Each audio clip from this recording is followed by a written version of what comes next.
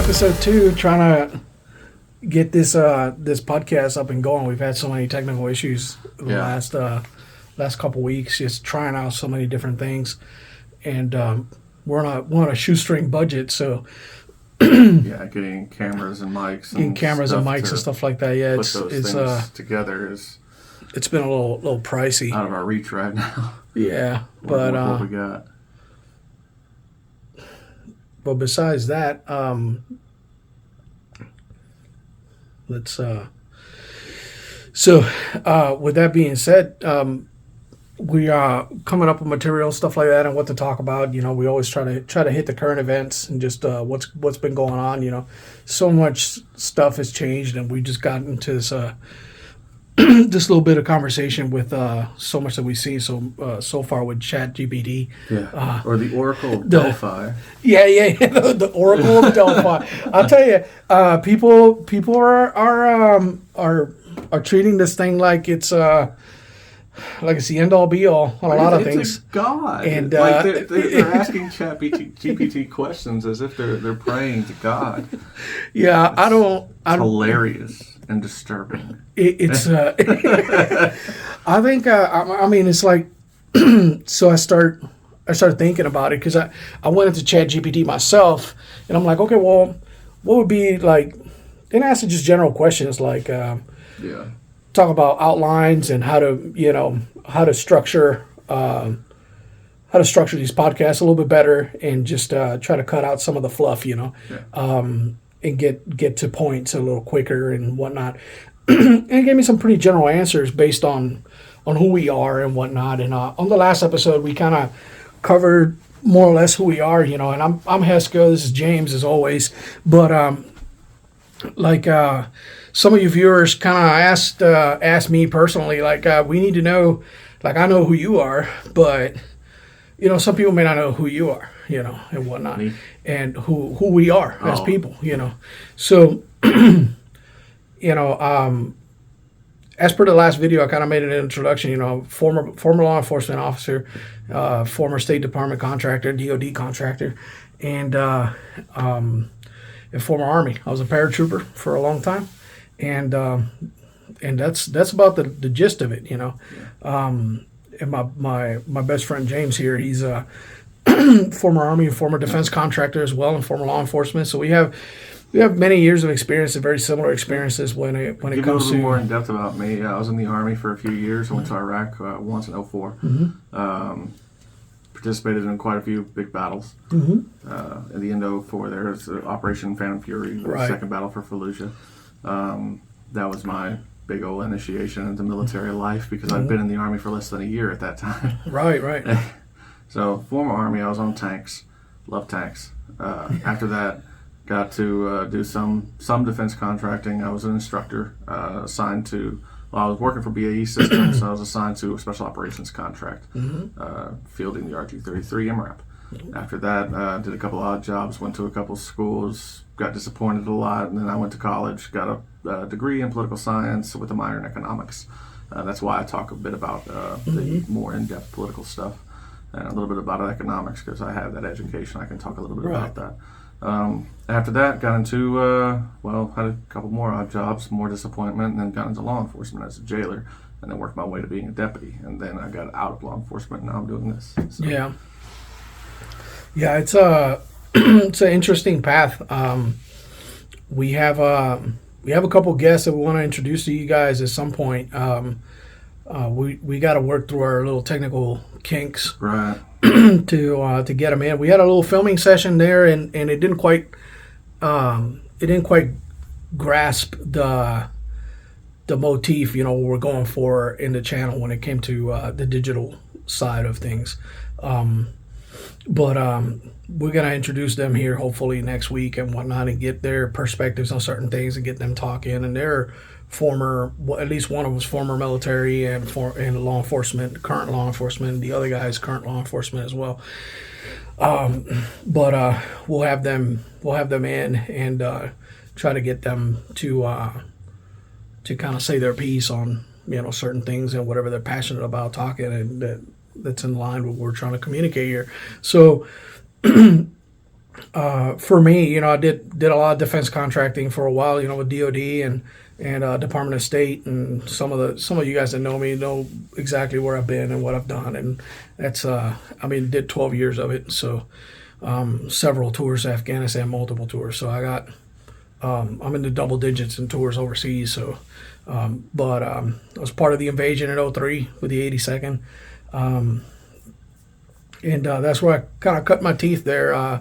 In the first major battle that I was ever a part of, battle of the Bridges in Osamawa, in the southern part of Iraq, to reopen the MSR once the Thunder Run went north, and yeah. So after I did all that, I did a little bit of security contracting stateside, and then became a law enforcement officer, and here we are. Got out of that, and now here we are. But talking about Chat GPT, which is what we started the podcast with, and we ask it questions, and it churns out some interesting material. But we were talking about the implications with education, Yeah, and that's the thing. When I was in college, there are programs for detecting plagiarism. right, So it has a whole bunch of stuff fed into it, where especially quoted sources, commonly quoted sources, cited sources, and it'll take those materials and compare them against your work that you're turning in. All the professor has to do is pretty much just copy paste or send the file to that program, and it'll detect certain percentages of plagiarism. And every college course that I was in, if you get up to 10% plagiarism, you get a warning. If you get up to 15% plagiarism, it's that work isn't acceptable. right, So 15% plagiarized is not acceptable. You get up to 20%, they're going to report you to the education board, right, because it's illegal. yeah, It is a crime. So, but ChatGPT, there's no detection system for it. no. yet. So The only way you can do it is to take the body of the work and plug it into ChatGPT, or figure out what question the student asked in the way the student asked ChatGPT to produce the same material, if it's produced by ChatGPT at all. So or the other thing, which most of the professors at my university did, was they got to know their students. So they got to know how the student writes, what the student talks about in their writing, what words they associate, what words they commonly use in their work, and they know their students' writing. So they'll look at something and say, "I know you didn't write this." Because even when I was in college, there are plenty of systems out there, or companies out there, that will write your assignments for you for a fee. And some of them are very expensive, some of them are relatively inexpensive, but they all cost. So you put it out there, say, "I need a paper this long, or this many words, with this many cited sources about this topic," and they'll bang it out for you within a timeline that you set, and you pay for it. right, So when they send you the work, and then you turn it in without overlooking it, any professor that's been dealing with you for the past couple of years is going to take one look at that and say, "You didn't write this, and I know it, because you don't write like this. This isn't your voice. Your voice is on paper." So everybody writes differently. So they're going to take one look at that and say, "You didn't write this, and I know it. Try again." And you've got a lot less time now to do it. Yeah, that's and that's the thing. Unlike the civilian world, the burden of proof is on you when it comes to college work. Professor has the frying pan by the handle on a lot of instances there. So if you want to refute that, it's Right. I'm sorry to say, but you better start burning the midnight oil.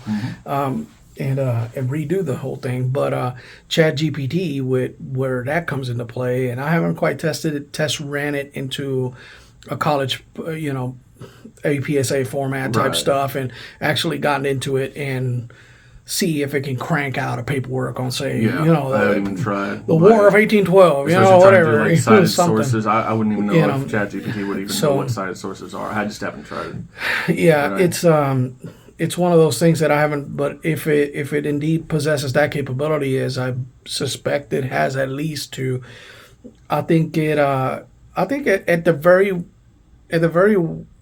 very least, you gotta if it can quote sources, reputable sources, you have it's a huge research tool that would go far and beyond some of the stuff that you get in Yeah. college when it comes to going into the library, the digital library, and looking for peer review stuff and looking for all this other documentation to actually support your argument on Right. paper. I think that if it could cite those sources correctly, I think it's an invaluable asset to a prospective college student. But Right. If they want to cheat the entire time in yeah, college, yeah. but you take away, you may run into what the whole purpose of writing the paper. Right. Yeah. The whole purpose is To not expand your own understanding of whatever topic. Yeah. because you researched it, you looked at it, you wrote upon that particular topic, so henceforth you know it now. Right. And if it's a core curriculum class, i.e., something that you may actually have to employ in your future job, ChatGPT can take that away from you. So Right. now you may pass the class, but you may not know what the hell right. what the hell your degree is about because you don't know anything about it. Yeah. So, but that won't stop you from getting a job True. because you'll have the paper. Yep. So, I mean, it'll just Now, be if you rely on ChatGPT for your job and everything else, I mean, at what point do we get there and be like, well, we don't need a person, we need the system, we just need right, ChatGPT. yeah, right, So, yeah. So we don't Right. need you, start eliminating people in favor of just using the AI. right? And, Especially if this thing goes into any kind of statistical based labor. yeah. So if you can just input statistical based questions and get factual statistical based answers, you're gonna lose a few folks yeah.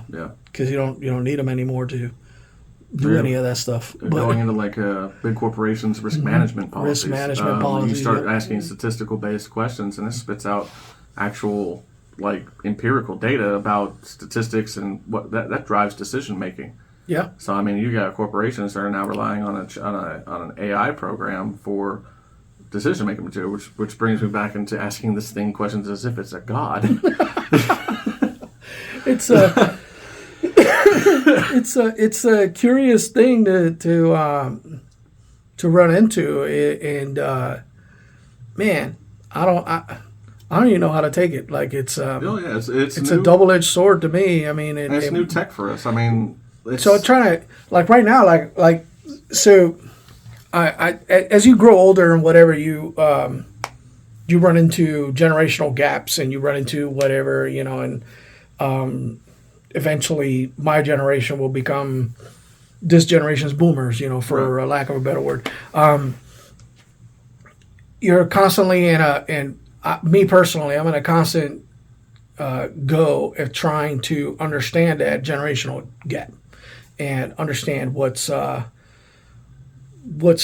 happening with technology and what's happening with the new things and what the new trends are and how this works and what this other thing works, to try to like constantly mitigate that generational gap when it comes to technology and when it comes to other things. not an easy thing to even understand. It's not an easy 'Cause thing to get around. So you were born in the 70s, right? Yeah. I was born in the 80s.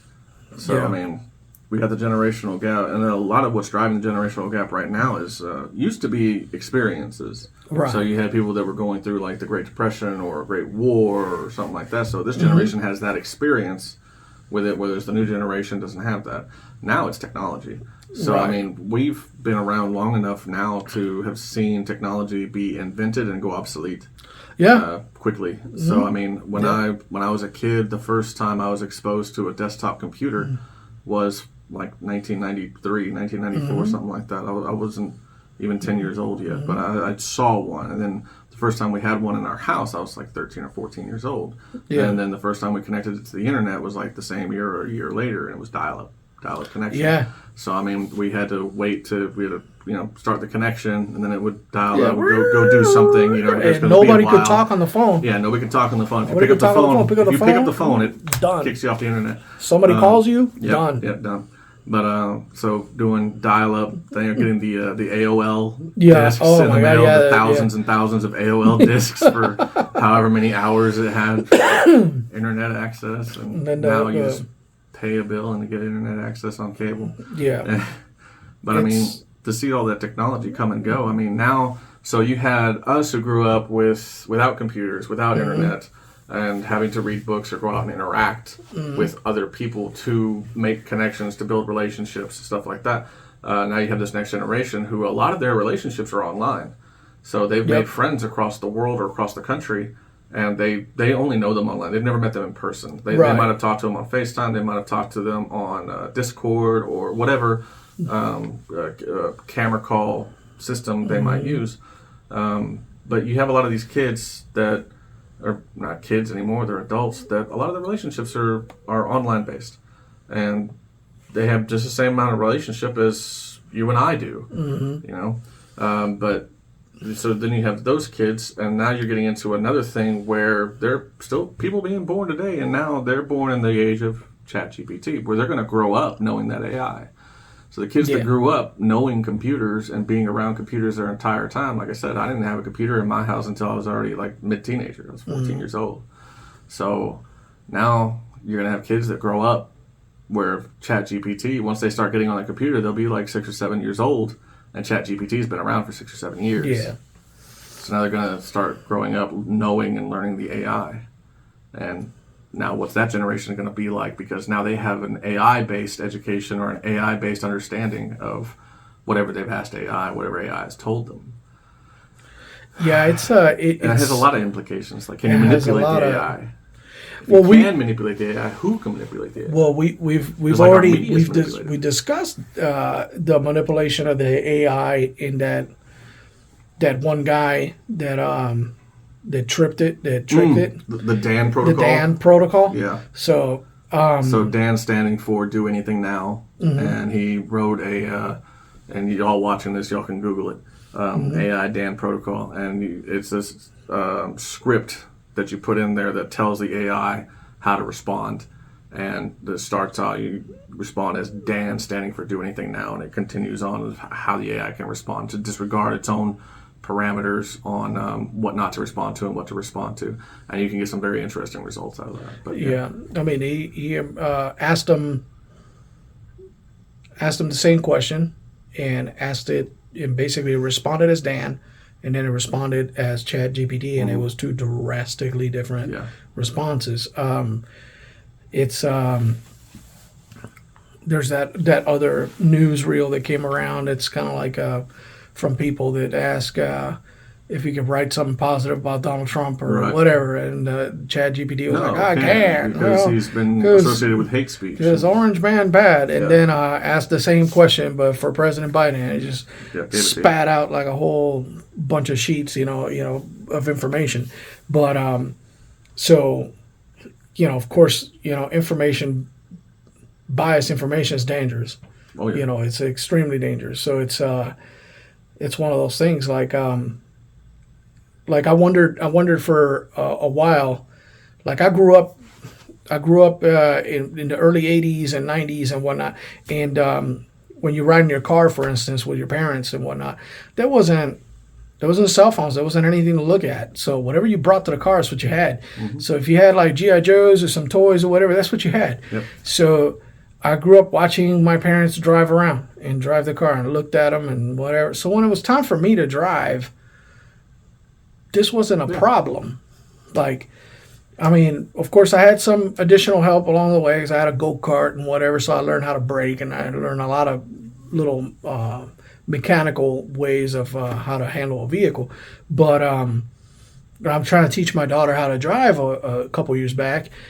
I was like, how do you not know how this thing operates? Yeah. Like, at all. Like, I mean, at all. It was like teaching foreign technology to somebody. Why? And I'm like, I realized, it's like, wait a minute. She's had her face buried in a phone everywhere where you've gone. She hasn't had the opportunity and to be bored. Right. And just sit there and look at me and look at the pedals and look at what I'm doing and look at what's the environment that's going around him. So part of me wonders, does she even know how to get home? I mean, is this something? I mean, it's those generational gaps and recognizing them where those gaps lay. It's like super important to try to bridge them. But ChatGPT has some implications in other AIs, because apparently there's a bunch of them that are starting to come out. This is not just ChatGPT. There's a couple others out there that are starting to gain prominence, and we're starting to lose that interpersonal relationship with people. For a lot of you viewers, you'll only get to meet me through this method, through YouTube. You'll see me on YouTube, and you'll be like, I know that guy through YouTube. That's it. Yeah. There won't be the opportunities to meet people face to face and have a beer or whatever, shoot some pool, and get to know people at their core.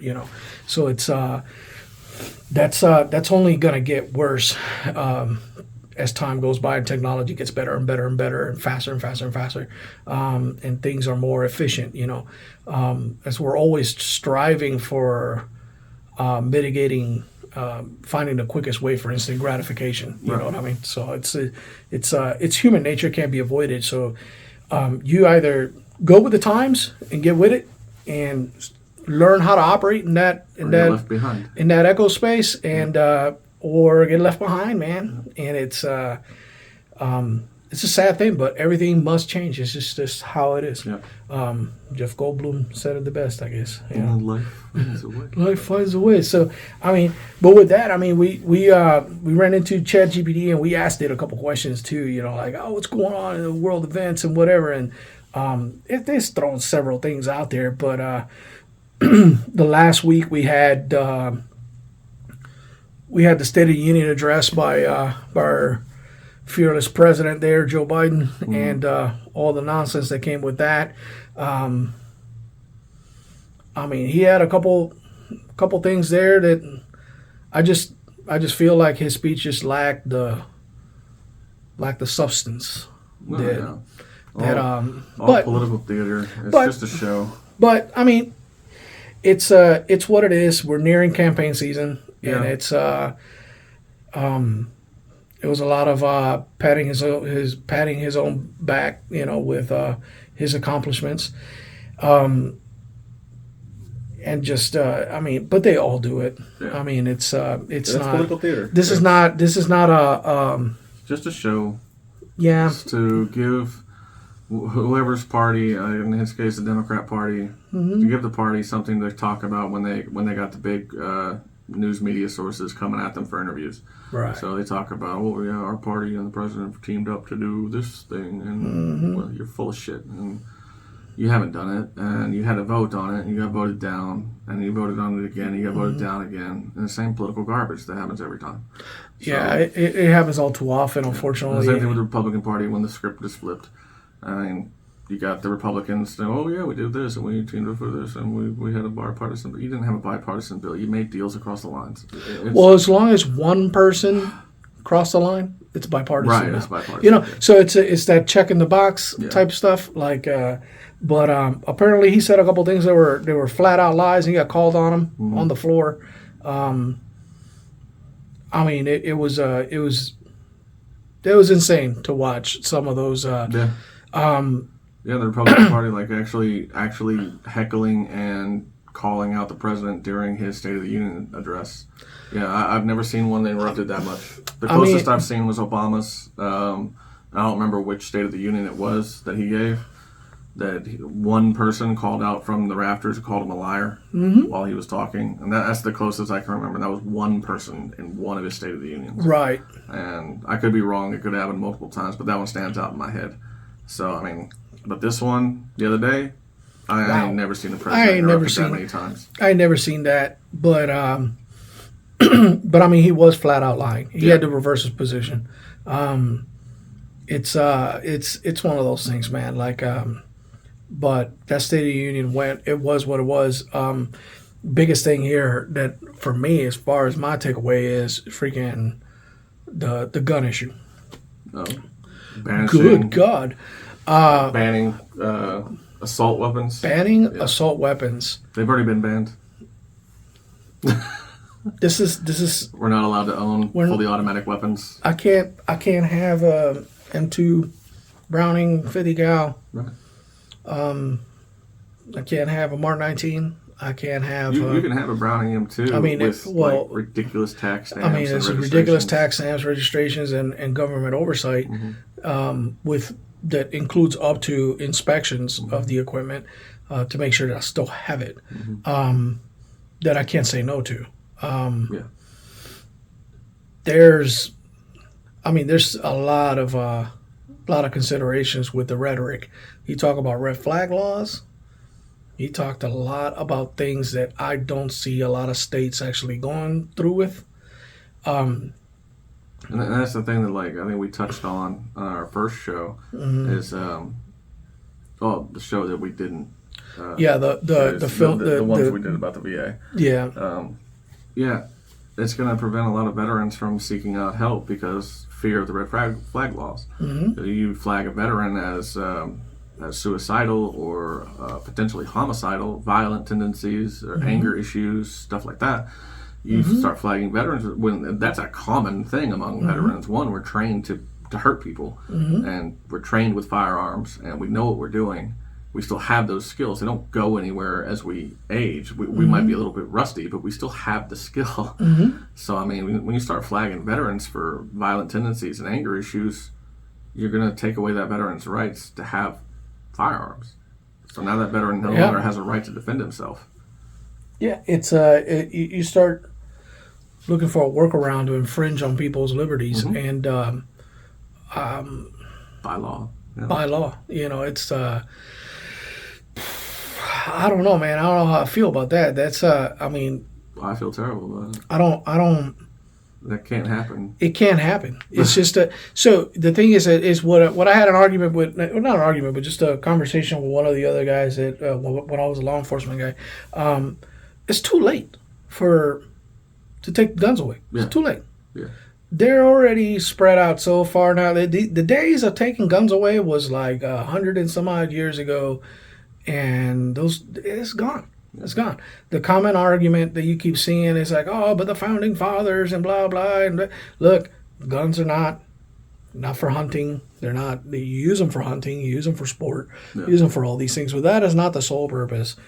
The sole purpose is because that fear of an armed populace is allegedly was supposed to keep this government from going tyrannical on you, which is what incited the revolution in the first place that led to America as what we know today. It's insane to me that that a document that has very specific language is being trampled, and then other documents are not. Being interpreted one So, way and the other. They're not open for interpretation. It's what it is. Brought up to modern times and stuff. That's the argument I've heard online about like the First Amendment.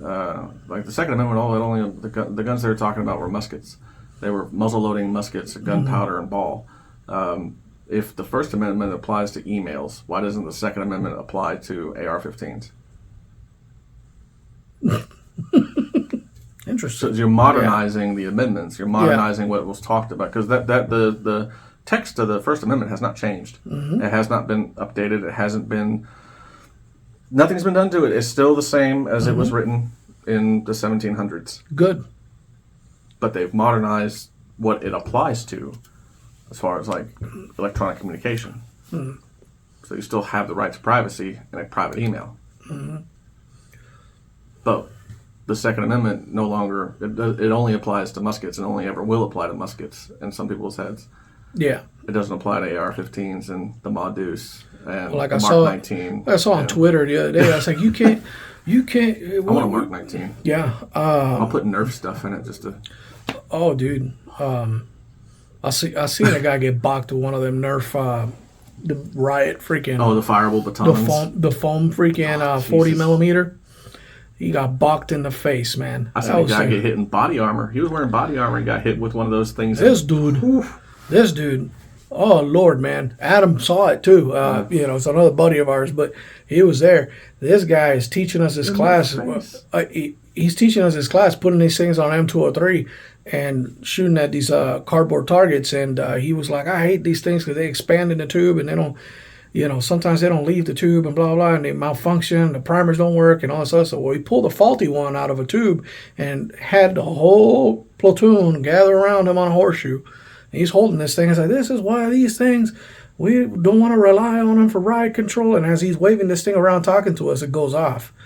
That foam bullet hit him right in the jaw, and it was like, hey, no, pow, boom, and he was out. I mean, out. It was like knees, face. And there was like a second, like a 1.5 second, like, what the hell? And we just looked at it, like, just started laughing. I was like, dude, that dude got knocked the fuck out, man. That damn thing. And he's waving, that's why these things are unreliable. Boop.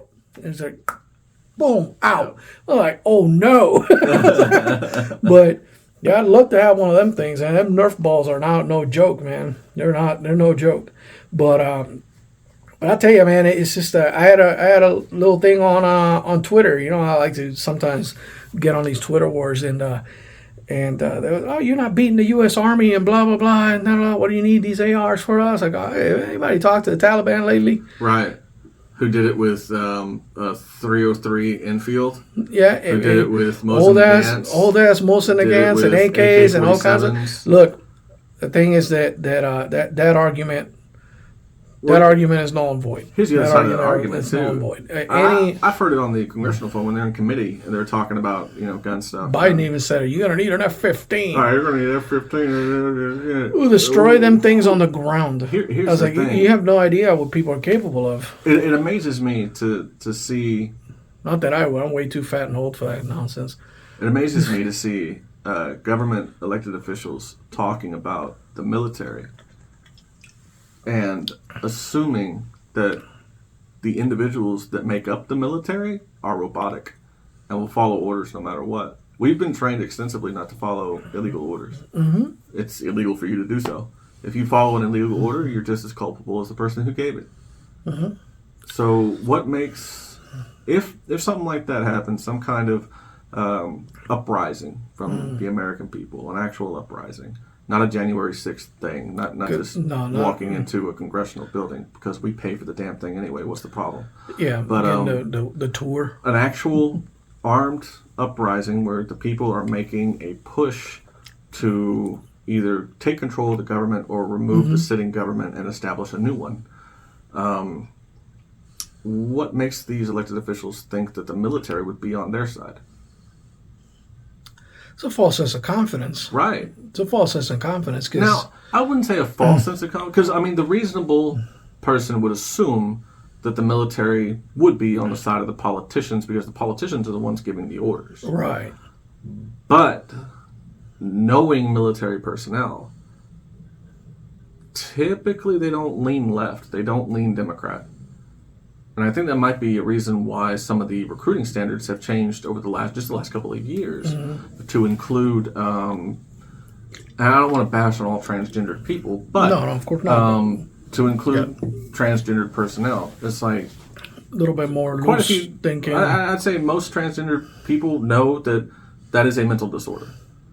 To have gender dysphoria, that is a mental disorder. And to allow somebody with a mental disorder of any kind into the military. And that there is a marked difference between the transgender community and just a straight gay guy. Right. Because I had a couple in my units, and them dudes were lethal. Yeah. Them dudes were no joke, man. I served with homosexuals. They're just as hard fighters as anybody else. That dude must have been... that dude was gay as all get out, but don't shoot at him. Oh, you do not want to shoot at him. He had an N249 too. He was an N249 gunner. That cat was no joke behind that machine gun, man. He was not to be messed with.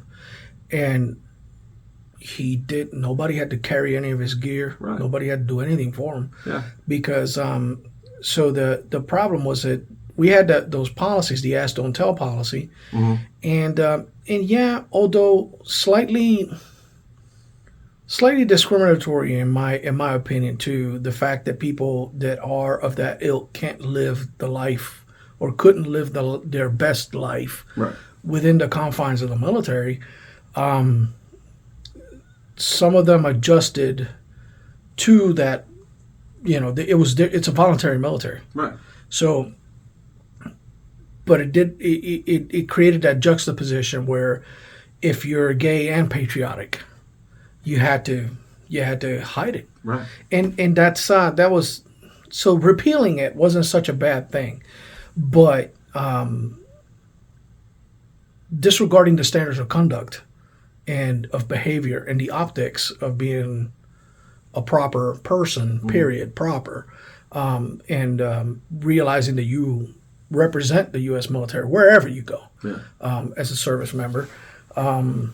Once that became a thing that was being disregarded all the way across the board, then it became a big issue. Yeah. But you started seeing some of the more flamboyant ones on parades and stuff like that, and nonsense, and that's fine. I mean, they can do their thing. What they do in the privacy of their own home is their problem. But the transgender community is a different animal in a lot of different senses. I'm not opposed to them serving their country, just like I'm not opposed to women serving their country in as many roles as they can possibly serve. But I can tell you from a legitimate point of view that I know for a fact that having them as infantry is a different animal. Yeah.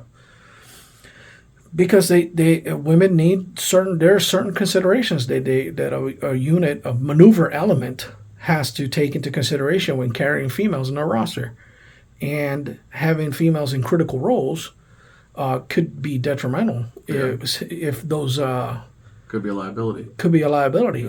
For a lot of things. And the adage is like, oh, a lot of the guys are going to get soft and go like, oh, I'll try to save the woman if she's under fire. Not so much. Not so much, because I've shared the battlefield with other females that have been under fire, and their firing and none of my guys decided to break discipline because she was in trouble. No, she's behind a 50 cal. Yeah. She's fine. She's dropping more people than any one of you guys right now. So don't worry about her. But when it comes to dismounted warfare and maneuvering on the enemy, there's some considerations. So the military, what has happened is that they've become this social experiment of sorts, and we're trying all these things in a microcosm and seeing how they interact with each other. The failures of the co-ed basic trainings, and the failures of some of these other things, and the masking failure that's ongoing right now with Ranger School, because that's being masked. They're not talking about it, but them chicks did not pass Ranger School with the Ranger School male standards. They did not. So I got friends that were RIs. I got a couple that did their they were Ranger instructors while those females were there, and no, they were pushed through. My problem is not with that, but it's with them accepting the honor, because it violates the core beliefs. You're supposed to have integrity, right? So if you know that you can't do the test, you shouldn't do it, and you shouldn't accept it as a gift, because now you're going to be expected to perform under those standards. Because the enemy is not going to say, oh, we're going to put this triple strand of C-wire a little bit lower because you got females in your platoon. The enemy's not doing that. There's no considerations. There's no quarter given in some instances, and you got to be able to do the deed. And there's no gender. The bullet doesn't know that. And that's some of the things I want to be clear about. So, I've been in combat. I've seen women produce in combat. Yeah, they're effective. I've seen them too. When the time that I was in the military, it was restricted. Same for me. Women were not allowed in combat arms roles. So tanks, artillery, infantry, special operations, women were not allowed, period. Now they are. They are allowed in infantry, they are allowed in artillery, and they are allowed in tanks. I've heard of female tankers. I've never met one. I have. You have? Yeah, I haven't met one yet. On a traffic stop, ironically. Really? Yeah. I've seen them online, but I've never met one in person. She was gorgeous. I couldn't believe it. Yeah. And her teammates came to pick her up. Her car died and everything. So, The thing is, it goes to the thing with the sports issue with the trans people going into sports. So you got people born as male transitioning to female and competing in female sports. Well, of course, they have an advantage. Their bodies are still male. Bone density, muscle density, they have advantages that females will never have because they're not built the same way men are. And now it goes in the same thing with like combat athletics. when you're talking about an infantry squad having to move and scoot like, quickly, speed and force of violence to like flank an enemy, flank a machine gun nest, or do any of the basic combat stuff, you got to move fast. And not only do you got to move fast, but you got to get to your point with enough energy to press the attack. Now, that's just an infantry squad thing. Mm-hmm. I come from the tank world. Now, having a woman in the turret of a tank should probably be effective until the tank is burning. And that was the thing I've told you plenty of times. Like one of the biggest things in basic training when you go to the like armor school, at least it was when I was at Fort Knox, they would play a movie for us, and it was all like footage from World War I, World War II, Korea War, Vietnam War, and it was tanks of whatever nation, doesn't matter, tanks burning and the crews trying to escape. And these men are on fire while they're trying to exit a tank. And they told us, if you die in a tank, more than likely you're going to burn alive. If you want out now, get out. And that was an option. Now, seeing that, the egress drills in tanks, removing tank crewmen from their positions when they're unconscious, is extremely difficult for anybody to do. Yeah. So you've got a gunner down there that weighs about 200 pounds on his own. And he's probably probably not wearing armor. But if he's wearing a chicken vest, it adds in like another 5 or 6 pounds. If he's full uniform, so it adds another like 20 pounds to him. So 220 pounds down there in the gunner seat.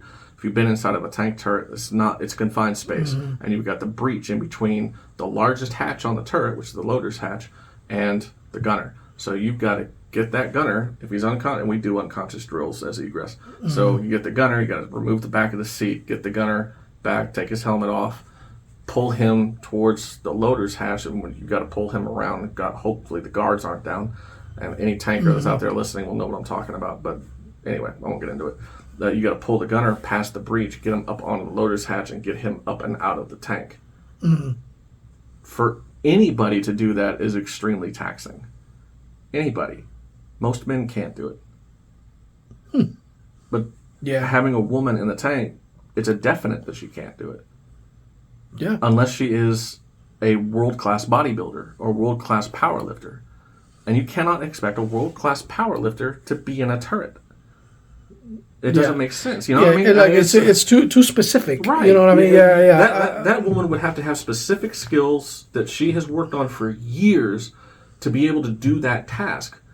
The average man can barely pull it off. You'd have to be a strong man to pull it off. And most tankers work on their strength. Even the females, as far as what I've seen. But most tankers work on their strength, especially their upper body strength. If you start out in the loader station, you're going to need that because you're loading 80-pound rounds into a cannon over and over and over again. You're not just doing it once. You're doing it as fast as you can. Yeah. And putting those rounds down range, whether you're on the range or in combat. So, I mean, you have to work on your upper body strength. Most tankers do. From the few female tankers that I've seen online, they work on their upper body strength as well. Yeah, and it's great, but I mean, to expect women from the streets, from civilian life, to go into the military and then go into tanks, and expect those women to be able to perform egress drills on the same scale as men is unreasonable. It's like I'm basing my opinion as well as from my era, and so we got an Alice pack that normally you train with at 45 pounds to go do your 12-mile row marches and go do all your stuff. Women can perform with that. Yeah. The 45-pound rucksack, they do it all the time. They do it in all. Anytime a female's doing a row march, no matter if they're a clerk or whatever, they're 45-pound pack. That's not strange. But in Iraq, when we were on the ground, you grab that 45-pound rucksack and you throw your body armor on, your IBA, That's already however many pounds. Full combat load. Let's say for me, full combat load, or got 400 rounds, 7.62 linked on my rucksack, another close to 300 on my body. Wearing a mop suit. Yeah. I got a spare mop suit in the rucksack, laser rangefinder, night vision equipment, thermal scope, 2 claymores, 1 Tootsie Roll for the mortars. I may have other parts for the machine gun, whether it be a spare barrel or whatever, if I'm lucky enough to have an ammo bearer, which I did during my time. So I didn't have to carry as much, but we got a spare barrel, 5.56 extra ammunition for 5.56, 2-quart canteen full of water, your 2 quarts on you, your camelback, you got your helmet. You're looking at close to, I'm trying not to exaggerate, because every time I hear the story, the weight gets bigger and bigger. You know what I mean? So it's close to 100 pounds, if not 100 pounds, right on the dot. Right. That's just if you're not jumping from an airplane. So as a paratrooper, you'll have all that on your lap, and you have 45-pound T-10 Charlie or whatever chute you're jumping on your back. So try to walk with that nonsense on. I needed people to help me stand up from the ground. I've always been I'm strong as hell. No matter even now, I'm pretty strong. That stuff back then, I was in peak physical condition, and it was a problem. You know what I mean? So running with that weight on your back minus the chute. Now take away the chute. Jump didn't happen. Whatever. No more chute. Now you're running with this stuff. We tried to cache rucksacks, but in Iraq, you can't cache rucksacks, man. The Iraqis, man, they're broke as hell. Them dudes are starving, so they steal all your stuff. So that's the gear that don't necessarily belong to me. That's the gear I drew. Mm-hmm. We're not talking about extra set of skivvies, right. Your socks, your DVD player. Your DVD player. Yeah, my DVD player, bro. There's some stories about me and that DVD player. Damn, that thing almost got me killed. But we all had a DVD player. DVD player, bro. Dude, some of the tankers I saw, they had PlayStations hooked up to the batteries of their tank. Dude, I'm telling you, dude, the entertainment General stuff. Dynamics, don't worry about what I just said. Yeah, General Dynamics, don't worry about it. Yeah, bro. So you're talking about all your personal stuff, like, whatever you decided to bring to combat with you, that's yours. It's added weight. And your MREs, we're paratroopers, so we're carrying most of our food with us, and we're not expecting resupply no time soon, because that's what we train for. Yeah. And now you can't cache your rucksack, so we do a movement to contact under fire, and it's over a mile through through a rice paddy. What? Bro, I got there. I was fucking dying. Like, I was dying. Yeah. I got behind my damn machine gun and looked through that scope, and I couldn't see a goddamn thing in that scope. As the crosshairs is going around, freaking snot and everything. Dude, I was dying. Yeah. And they're not trying to take away from women's struggles doing this stuff, too. It's just men struggle like hell with some of this stuff. Yeah, we struggle like hell, but then this is the beginning. This is our first point of dominance. From here, the assault is on, and it's street to street, house to house for the next 2.5 weeks with that same rucksack. So that's why I like tanks. So street to street, house to house with this stuff, and you have any idea? You get to a building, stack, drop ruck, take the building, go back downstairs, pick up the ruck. Mm-hmm. And go back upstairs, do whatever you got to do in that building, freaking go back downstairs, put a ruck back on, take it off, put it on, put it out, take it off, put it out. Bro, come on, man.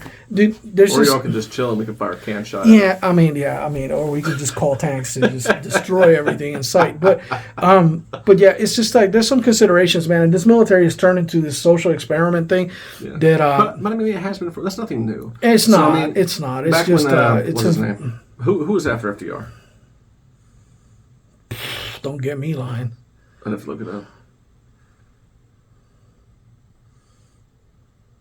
After FDR, Yeah. you're gonna have to. He was the man that integrated the armed forces.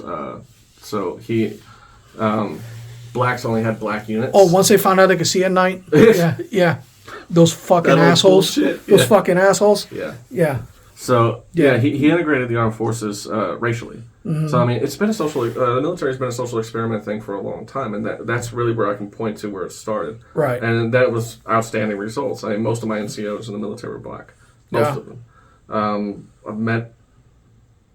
Yeah, most of my leadership was black. My first lieutenant, first platoon leader I had, the black guy from New York. Yeah, I had a lieutenant that he was awesome too. Yeah. But I mean, not because he was black, he was just an awesome guy. Same with my lieutenant. He was just an awesome dude. He was a young cat, but he was a good leader. Yeah, a really good leader. He's always lost and but this guy I was talking about, he got shot in the shoulder. But he was a bodybuilder, so like he was so damn big that like it was really just a flesh wound. He healed pretty quickly. Yeah. We always gave him shit too. Well, if you weren't so damn big, the bullet would have missed you completely. Probably there's probably something to that. But I tell you, man, the social experiment has its places. It's just it has its merits, but it has a lot of it is detractors because the whole point is the efficacy of the force. You know, we're looking at right now at these problems with Russia, these problems with China, these problems with whoever, and they're perceived problems to us from the outside. We don't know exactly what the inner workings are between those government structures and what the real deal is with the whole thing, but. If war does come our way through any of those means, I mean, I still like to think that the military is gonna do fine. Yeah, it's there's gonna be some lessons learned for sure, but that's with every conflict. You know, you learn stuff. You're supposed to adjust and. You know, do things sometimes. And as much as anybody would shit on the U.S. military, because, I mean, the U.S. military has been in more engagements than any other country in the last 50 years. Mm-hmm. So, I mean, we do more than anybody else. Mm-hmm. But people like to shit on the military for whatever reason, either because they know military, they are military. We shit on the military because we are military. Do it all the time. But critically thinking and looking at our military compared to, like, any other in the world, we have one of the most well-disciplined, well-equipped, well-trained forces on Earth. I think even with dudes with tits or chicks with dicks or whatever, I think they'll do fine. It's I think they'll be fine. There goes our fucking channel. No, hey, they can fight. If they can fight, they can fight, man. Yeah, true. That's the whole bottom line. Dude, you can do your job. Who gives a shit? If you're a veteran, soldier right now that's transgender, as long as you do a damn job, that's all anybody gives a damn about. That's all we're talking about. As long as you do your damn job, we don't give a shit about freaking. Don't care what you do. Do your job. Do your job. You go out there, you fight, you freaking stand up for what you believe in, and you protect our nation, and you serve. Yeah. You've done already much more than what 90% of the population has done. Yeah. Just raise your right hand. 10% of the American population ever serves in the military. So yeah, I mean, and to sit here and be naive that people are not going to make fun of you in uniform with tits is ridiculous. I make fun of you. I already am. Make fun of each other all the time. You know, so. It's just what it is. If you're a transgender soldier and you're serving, you're doing your job, you're not giving anybody freaking to do and not being a freaking hassle to everybody and their mother, dude, go for it. Go for it. Have all the success in the world, you know, freaking make a go at it. Do a career, become sergeant major. I don't give a shit. Yeah. Job's a job. It takes how many pounds of pressure to pull a trigger? Anybody can kill. 8 pounds of pressure, depending on what you're. Well, I mean, I got match grade trigger. Yeah, that's what I'm saying. So I kind of lost track, but the issued one. Yeah, it's like. But as long as you pull the trigger and point it in the right direction, you know, and so basically where everybody else is shooting, you should be shooting too. So then, we have tracers. You know, you know, don't fuck that up. But everything should be all right. You know, it's not a problem, man. But disregard all the nonsense from the outside coming in. Just pay attention to your job. You know, the efficacy of the the lethality of the force is super important. And this is us just talking about the Army. We're not even getting into the Marine Corps and those crazy bastards, and freaking the Navy's got their own freaking deal, their own freaking whole slice of scunion they can bring into the battlefield that we ain't even trying to freaking get into this podcast. That'd take forever. Yeah. I think the state of the forces is fine. There's some things that could be better, but that's always gonna be like that. It's a every constant, generation of soldiers thinks the next generation. It's of a soldiers constant. is weaker than they are. If you're a female in the infantry right now, and you think you can't do the job, you better come to Jesus, and figure it out, or find a different. Yeah. Find a different way. Find a different way, because you're not doing anybody any good. Yeah. Is what I'm saying. Like, because right now we're a peacetime military. Yeah, we're a peacetime military for now, and that's the thing. We had men that were absolutely fucking worthless. Yeah. I'm not gonna say names. Fuck that guy. I'm not gonna give him any publicity, but instantly everybody that knows me knows who I'm talking about. Because that guy's fucking. God, if there was a wood chipper for people, but it's one of those things that you got to pay attention to your job. Just do it and do it right, and serve your country honorably, and move it along. It's no big deal. Here at the At Ease podcast, we try to spark some curiosity on people, and just try to get people to kind of look at some of these current events and just kind of go like, what the hell is going on, and actually research some of the stuff on your own, because we talked about the division. We were talking just BS and just on the side about the division in our country and whatnot, and I wondered out loud, it's like, how much of that is actually legit? Like, how divided are we really, or is it just more Operation Mockingbird? So. Put on your tinfoil hats for that one. And that's the thing for trying to get into that and trying to actually assess how much where are people putting their opinions? Where are people actually voicing what they think? Mostly online. And the thing is, that's all we see is online. And do we take online stuff as serious? I think nowadays we have to, because that's where the forum is. That's where people are actually coming together and talking about stuff. So, they might not be putting it out there in their day-to-day life. They're not going to somebody at the grocery store and having an argument about politics. Of course not. They're shopping for groceries. Yeah. But, they're going online to voice their concerns and vet their concerns and try to get answers to the questions that they have. I do know this, and I forgot to bring this up earlier. Oh. That MAGA hat does get some eyeballs. Yeah. Like, in some places, it'll get an assault charge. We were talking about being insulated, like how maybe it's where we live. Yeah, like we don't. If you don't know, we're in the middle of Central Texas. In the middle of Central Texas, so we don't. Some of the stuff.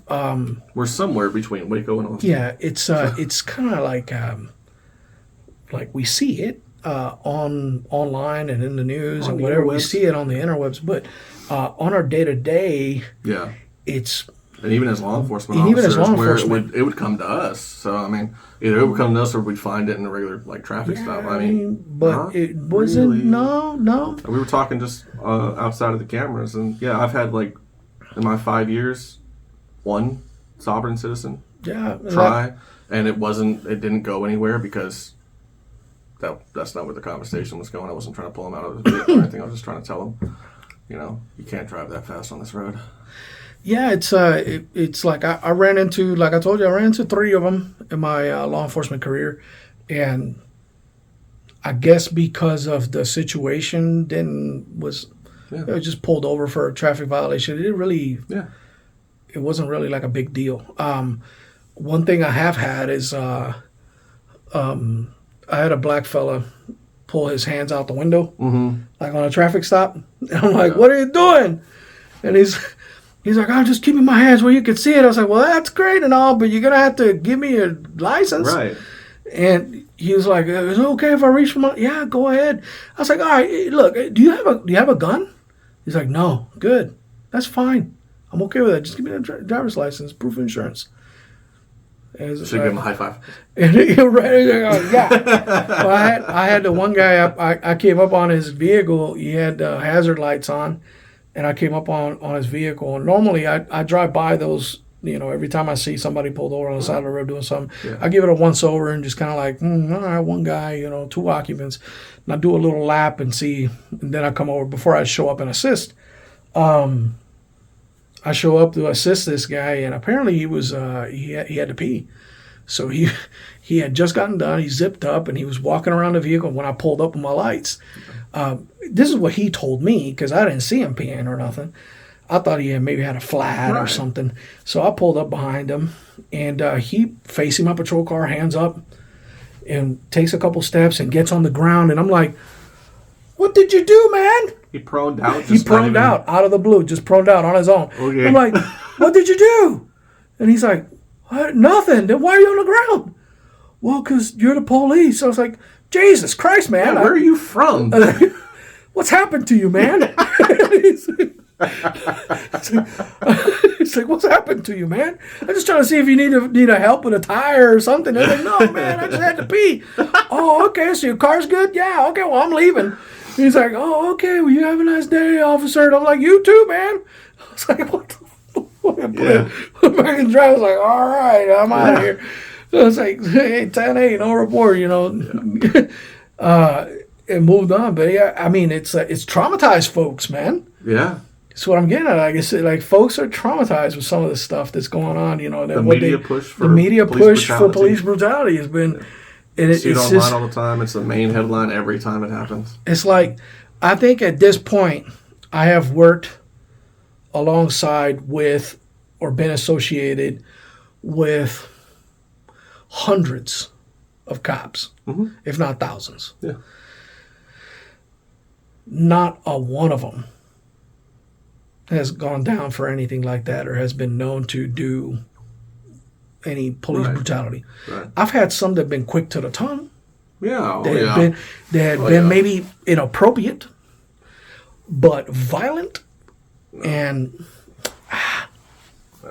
were we talking about it last time? That one video, you were talking about. The cops came in and like muzzle thumped this guy. Right. I think Donna did a breakdown. Donna did a breakdown on that. And turns out that guy actually shot at the cops. He shot at him. He shot at him. Yeah, he shot at him.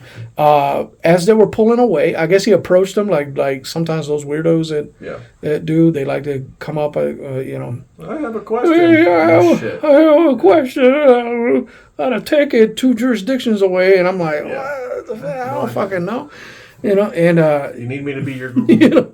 So they come to ask you things they can ask Google, but I guess as they were pulling away, he opened fire on him. He shot one on the ground, and the other one went right into their spotlight. Yeah. My thing is that was it excessive? In my opinion, yes, it still was. In the grand jury's opinion, no. In my opinion. Yeah. Was it excessive? Yeah. Was it justified? Yeah. Yeah. I get it. Yeah. Yeah. Already fired shots, and one of them was at the cops because it hit their patrol vehicle. Yeah. Was it excessive? Sure. The thing is, they have to recover that gun. A couple of reasons. 1, safety, above all else. 2, it's evidence. Yep. So. Sure. Was it excessive? In my opinion, sure. But my opinion don't matter. So grand jury's opinion is what matters. Yep. And they no build them. Good, because you take shots at me like that and then run into what could be now an active shooter situation. Right. Mm-hmm. My consideration is, of course, the guy was completely given up. And that's where I draw my excessive, sure. But, I mean, the guy was complying, but they still got to find the gun. And they don't know if he's just playing possum. Yeah. Gun ended up being on the counter. Which he already did once. Yeah. Because he came at them as like a concerned citizen talking about something. Next thing you know, boom, he's shooting at the cops. So he's already done that behavior. Mm-hmm. So following that pattern of behavior, I can completely understand why he got muzzle thumped. Donut was kind of like, oh yeah, talking about the training of that dude's a veteran. I recognize that M4 muzzle dog because I synced it. Yeah. So, but I mean, maybe not a veteran. I mean, it's not something that's widely trained, but it's a doable tactic. He's talking about close quarters combat. Close quarters combat, yeah. Training. Yeah. Yeah. So it is taught. It is. I mean, it's not something that there are muzzle devices specifically produced to do that. They have spikes on the end, or they have like a blunt thing on the end. There's many different ways of skinning that cat, but yeah, that full video was kind of like, ooh, shit. Yeah. He fucking shot at them guys. That's crazy. But I mean, it's a lot of people are traumatized by what's going on in the news, and they react to as best as they can because nobody wants to get fucking shot at. Right. I mean, nobody wants to get shot at. Period. Forget who's shooting at you. Nobody wants to get shot at all. So, so you run into some of them goofy things on the road. People trying to be safe, but they're just being utterly ridiculous. Yeah. And you're like, I mean, you laugh about it later, but you can't blame them. Yeah. I mean, given the environment and the media and whatnot, but. But I think that there's some of these things that are happening nowadays, and they're just utterly ridiculous. What was the other? There was another thing that international.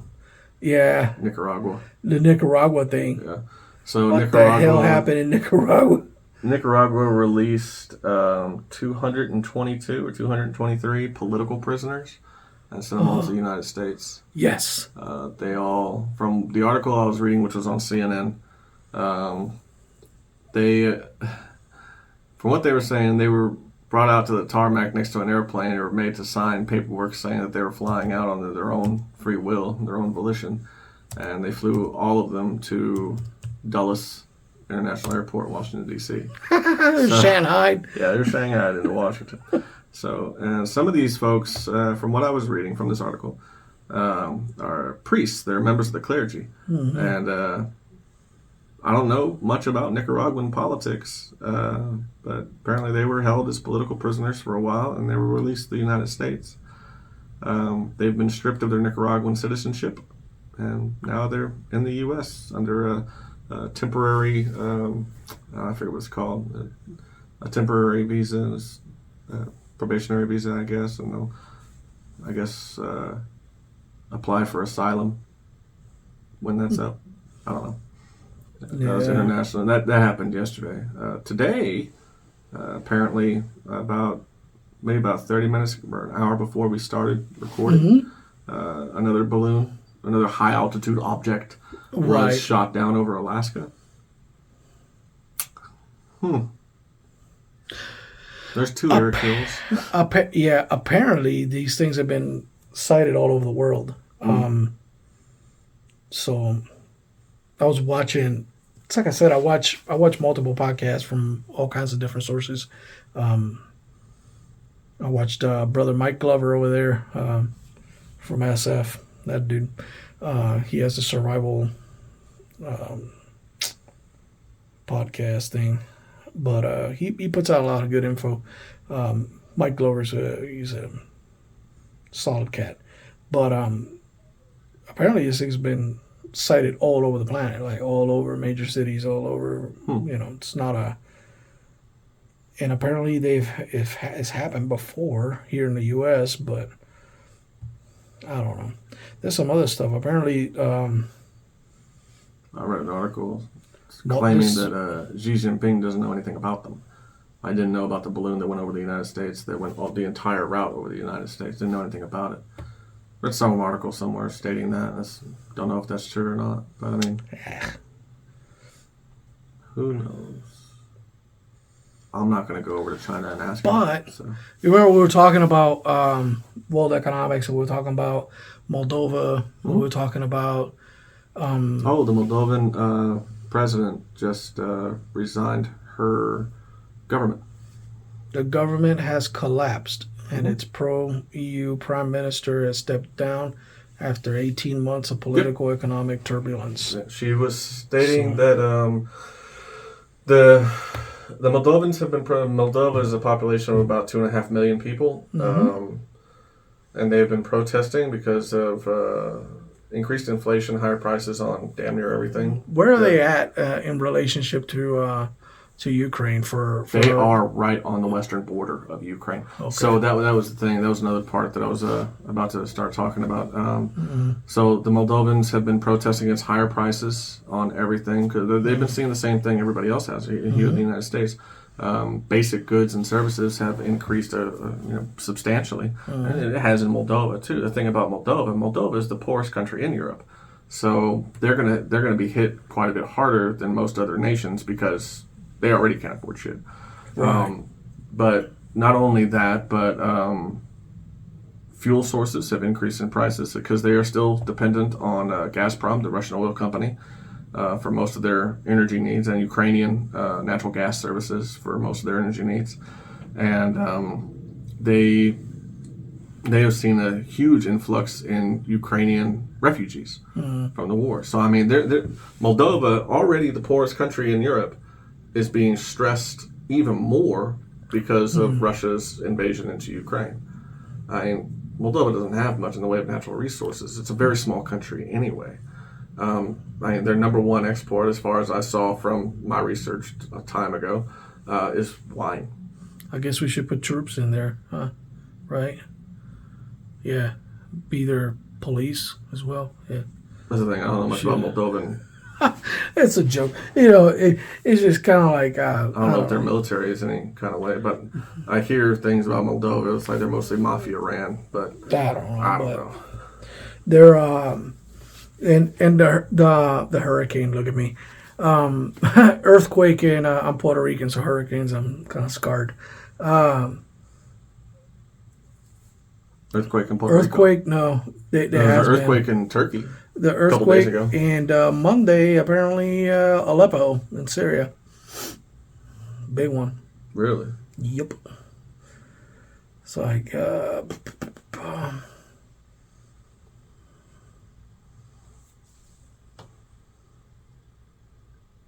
so it says here they were already dealing with the effects of civil war before deadly earthquake hit on Monday. Right. Over 400 people died. So affected Aleppo the most. Was it the same earthquake that affected Turkey? Yeah. Apparently. I know it was deadly in Turkey too. There's some, of course, there's the article there about the balloon, the high altitude object. That's what I said, right? Yeah.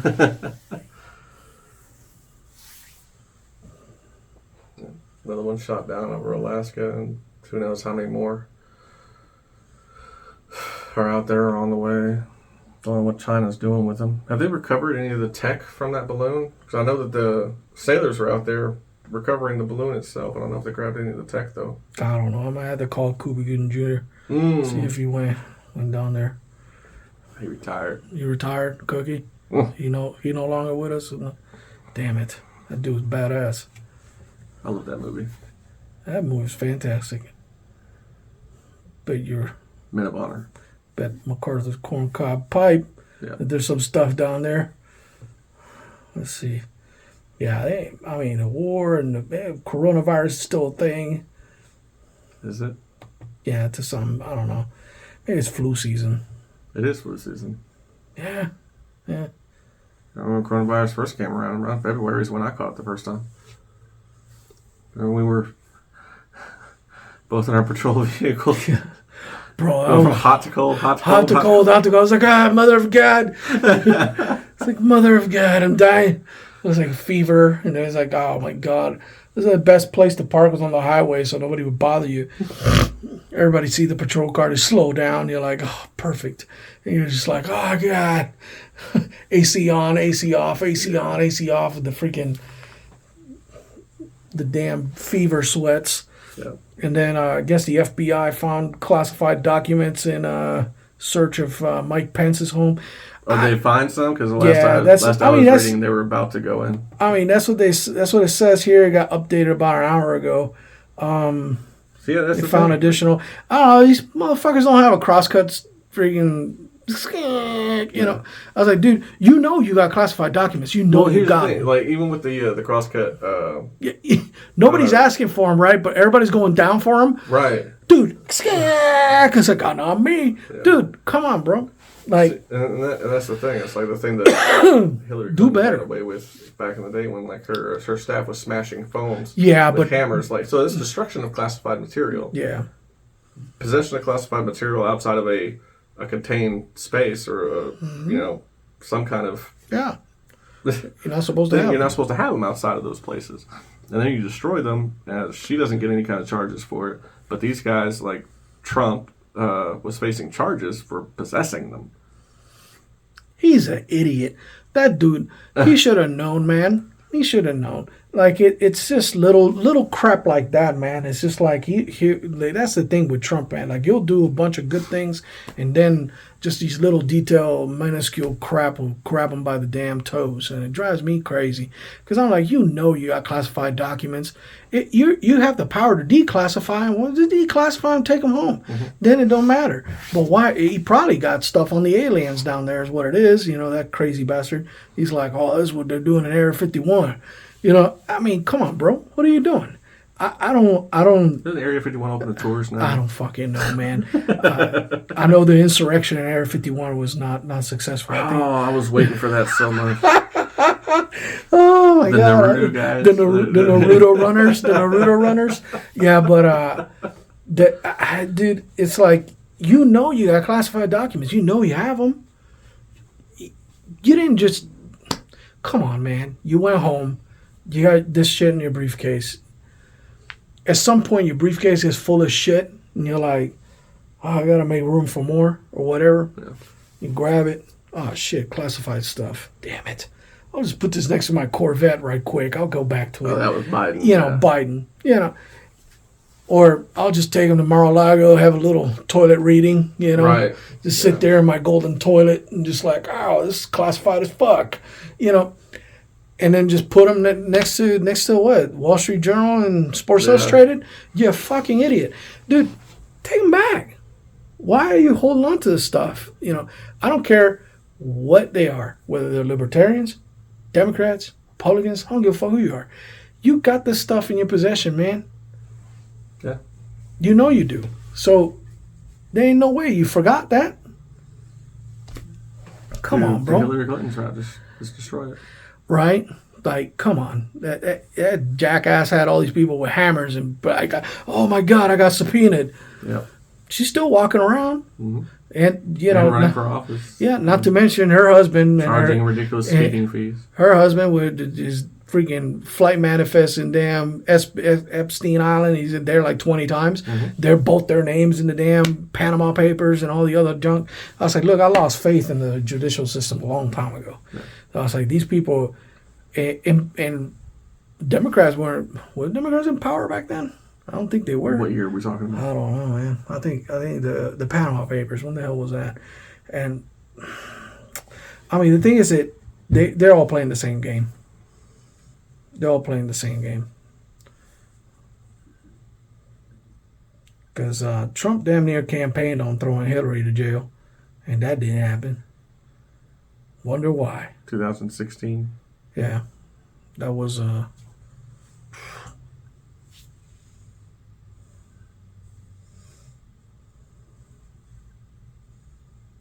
Obama.